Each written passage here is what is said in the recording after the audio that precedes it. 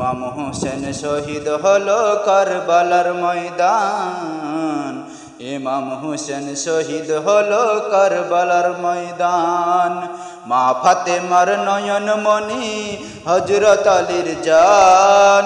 মা ফাতেমার নয়ন মনি হযরত আলীর জান। ইমাম হোসেন শহীদ হলো কারবালার ময়দান। ইমাম হোসেন শহীদ হলো কারবালার ময়দান। দয়াল নবীর জবানে কারবালার বয়ানে, দয়াল নবীর জবানে কারবালার বয়ানে, আওলাদ রাসূল শহীদ হবে হাদিসে প্রমাণ। ইমাম হোসেন শহীদ হলো কারবালার ময়দান। মা ফাতেমার নয়ন মনি হযরত আলীর জান।